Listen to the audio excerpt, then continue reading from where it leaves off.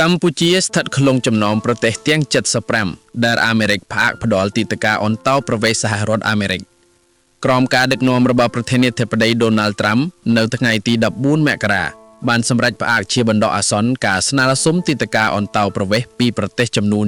75នៅជុំវិញពិភពលោករួមទាំងប្រទេសមួយចំនួននៅតំបន់អាស៊ានដូចជាកម្ពុជាថៃភូមានិងឡាវវិធានការនេះត្រូវបានក្រសួងការបរទេសអាមេរិកអះអាងថាជាផ្នែកមួយនៃយុទ្ធសាស្ត្រទប់ស្កាត់ការកើនឡើងនៃជនអន្តោប្រវេសន៍និងការពារប្រព័ន្ធសង្គមសាធារណៈរបស់អាមេរិក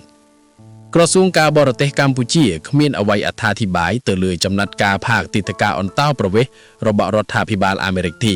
នេះបើតាមលោកស្រីអៀតសោភារដ្ឋលេខាធិការប្រចាំក្រសួងការបរទេសកម្ពុជានឹងបញ្ជាក់យ៉ាងខ្លីថារដ្ឋបាលអាមេរិកនឹងគ្មានវិធានការអ្វីដែលមានលក្ខណៈរើតអើងចំពោះពលរដ្ឋកម្ពុជាទីក្រុង Washington នៅថ្ងៃទី14មករាឆ្នាំ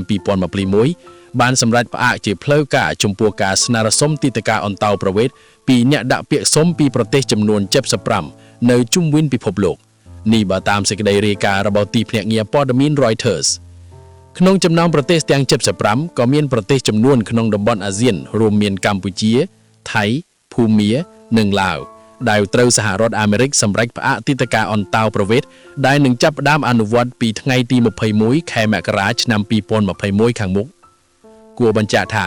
ការសម្រេចផ្អាកការស្នើសុំទីតការអន្តោប្រវេសន៍ពីសំណាក់រដ្ឋាភិបាលអាមេរិករបស់លោកប្រធានាធិបតី Donald Trump គឺជាផ្នែកមួយនៃគោលនយោបាយទប់ស្កាត់និងប្រយុទ្ធប្រឆាំងការកើនឡើងជនអន្តោប្រវេសន៍មករស់នៅសហរដ្ឋអាមេរិក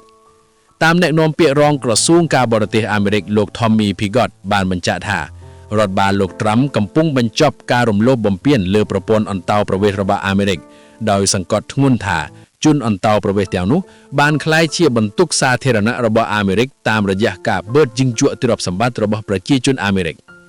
តាមអ្នកនាំពាក្យរូបនេះដដែលដំណើរការផ្ដល់ទីតការអន្តោប្រវេសន៍ពីប្រទេសទាំង75នេះនឹងត្រូវផ្អាកជាបណ្ដោះអាសន្នខណៈដែលក្រសួងការបរទេសអាមេរិកវាយលំលៃឡើងវិញនៅនីតិវិធីដំណើរការអន្តោប្រវេសន៍ដើម្បីការពារការចូលមករបស់ជនបរទេសដែលមកទទួលយកជំនួយសន្តិសុខសង្គមនិងអត្ថប្រយោជន៍សាធារណៈអាមេរិកលោកស្រីអៀតសោភារដ្ឋលេខាធិការប្រចាំក្រសួងការបរទេសកម្ពុជាបញ្ជាក់ប្រាប់វិទ្យុបារាំងអន្តរជាតិ OFI នៅព្រឹកថ្ងៃទី15មករានេះថាក្រសួងការបរទេសកម្ពុជាមិនអត្ថាធិប្បាយលើចំណាត់ការផ្អាកទីតការអន្តោប្រវេសន៍របស់រដ្ឋាភិបាលអាមេរិកទេតែក្រសួងការបរទេសកម្ពុជាសង្ឃឹមថារដ្ឋបាលអាមេរិកនឹងគ្មានវិធានការអ្វីដែលមានលក្ខណៈរើសអើងចំពោះពលរដ្ឋកម្ពុជាគួរបញ្ជាក់ថាជាគោលនយោបាយប្រយុទ្ធប្រឆាំងនឹងអន្តោប្រវេសន៍រដ្ឋបាលលោក Donald Trump កាលពីខែដេស៊មឆ្នាំ2025បានប្រកាសផ្អាកកម្មវិធីជ្រើសរើសជនបរទេសមករស់នៅក្នុងទឹកដីសហរដ្ឋអាមេរិកតាមរយៈការចាប់ឆ្នោត Green Card Lottery ក្នុងមួយឆ្នាំកម្មវិធីដ៏មានប្រជាប្រិយភាពនេះបានអនុញ្ញាតឲ្យជនបរទេសរាប់ម៉ឺននាក់ទទួលបានសិទ្ធិស្នាក់នៅជាអចិន្ត្រៃយ៍នៅសហរដ្ឋអាមេរិកបន្ថែមពីនេះលោក Donald Trump កាលពីខែឧសភាឆ្នាំ2025ក៏បានបញ្ជាឲ្យស្ថានទូតនិងកុងស៊ុលអាមេរិកទាំងអស់ផ្អាកជាបណ្ដោះអាសន្នផ្ដល់ទីតការដល់និស្សិតបរទេសមូលហេតុគឺដោយសារតែរដ្ឋបាលលោក Donald Trump កំពុងកាត់បន្ថយមូលនិធិសម្រាប់សាកលវិទ្យាល័យទូទាំងប្រទេសនិងហាមឃាត់មិនឲ្យទទួលនិស្សិតបរទេសចូលរៀននៅសាកលវិទ្យាល័យអាមេរិក